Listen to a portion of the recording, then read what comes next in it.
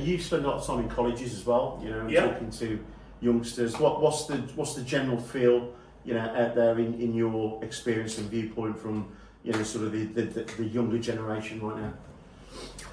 Again, I think there's a misconception of what the automotive aftermarket is. So we talk about that quite extensively.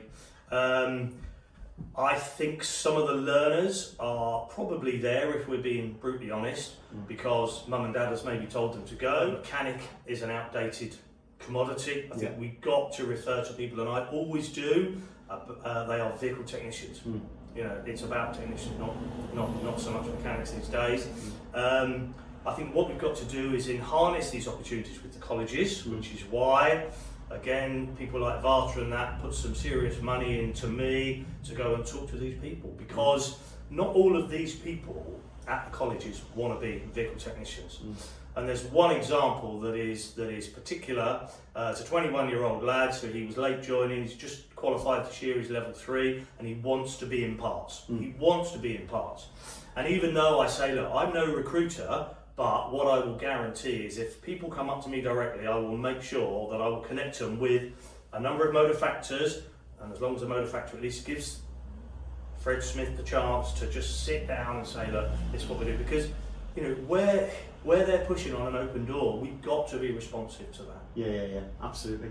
I mean, we talked about earlier on before we started to film. We talked about sort of the way that we communicate with youngsters nowadays. I mean, I've got 2 lads of my own, as I explained. They don't read emails anymore. It's Insta and WhatsApp. If I want to talk to them, they'll tell me what they want to eat for dinner. From their bedroom on a WhatsApp message.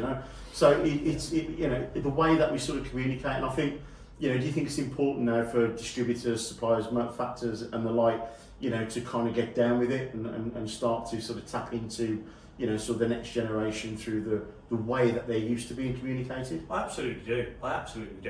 One of the things, whenever I'm doing some customer service training, I always pose the question, how should we communicate with our customers? Well, actually, it's how they want to be communicated with. It doesn't matter what we think anyway. It's a bit like good service is what the customer thinks it is. Actually, it is. It doesn't matter what we think as a provider. It has to be around what the customer thinks. So I think, the more avenues we can use to communicate what the aftermarket is, whether it be Instagram, Facebook, Messenger, WhatsApp, whatever, we've got to explore those routes, because the target audience, if you will, particularly at that age group, we've already mentioned, born with a mobile phone in their hand, that's the way they communicate. Absolutely. So we've got to do all those things. Absolutely. And I think, sort of, in the future, looking at, sort of what we're seeing, the trend, sort of the younger generation now are sort of used to watching stories on their phone. They're used to watching, YouTube videos. They're used to watching,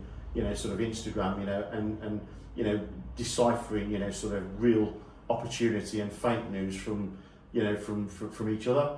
And I think it's equally important, that we, sort of use people like yourself, and thanks today for coming on board and telling your story, Mike. Always a pleasure, and I'm looking forward to bumping into you at the trade events as always. Brilliant.